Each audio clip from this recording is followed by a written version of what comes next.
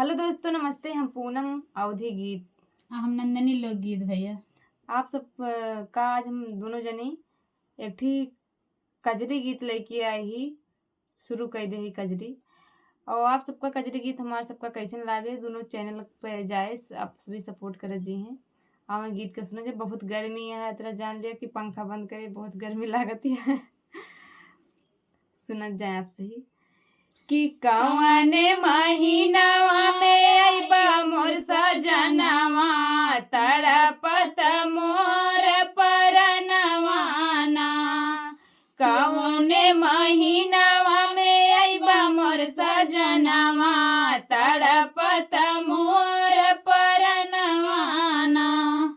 तड़पत मोर परनवाना, कौन तुम्हें पे लागल मोर धियनवा, तड़पत मोर परनवाना। मई के महीनावा घाम देखावे, बहिया के नाजुक चाम जरावे। दिन भर हुई तपनवाना, संझवा हुए ढलई जबरतिया, मन नहीं लागई अंगनवाना। कवन महीना में अइबा मोर सजनवा, तड़पत मोर परनवाना। जून महीनावा के गरमी भारी, जून महीनावा के गरमी भारी। सरकत जाए बदन के साड़ी, बरसत नाई में घनवाना। केतना पंखा चलै दुपहरिया, सुखत नाई पसीनवाना। केतना पंखा चलै दुपहरिया, सुखत नाई पसीनवाना। कौन महीनावा में अइबा मोर सजनवा, तड़पत मोर परनवाना। तड़पत मोर परनवाना, कौन लागल मोर धियनवा, तड़पत मोर परनवाना। जैसे आए जुलाई महीनावा, बादल घेरे आसमानवा।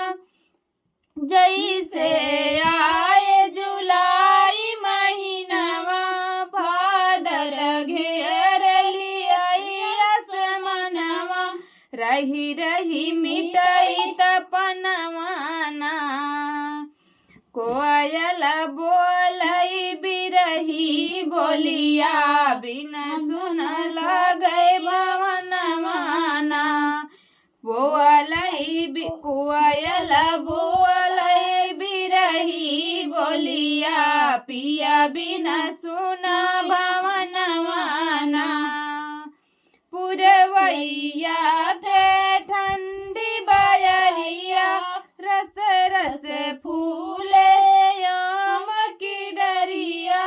पुरवैया के ठंडी बयरिया, रस रस फूले आम की डरिया।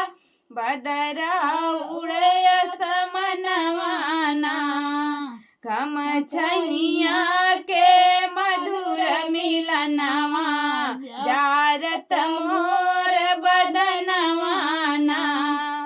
कौन महीनावा में अइबा मोर सजनवा, तड़पत मोर परनवाना।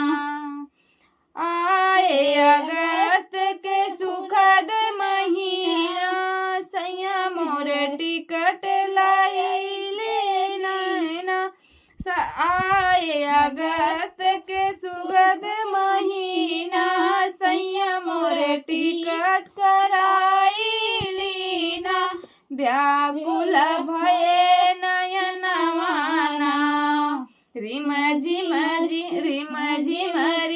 झिम पड़त फुहारा पिया मोरे खड़े समनवाना रिम झिम पड़त फुहारा पिया मोरे खड़े समनवाना कौने महीनवा में अइबा सजनवा तड़पत मोर परनवाना तड़पत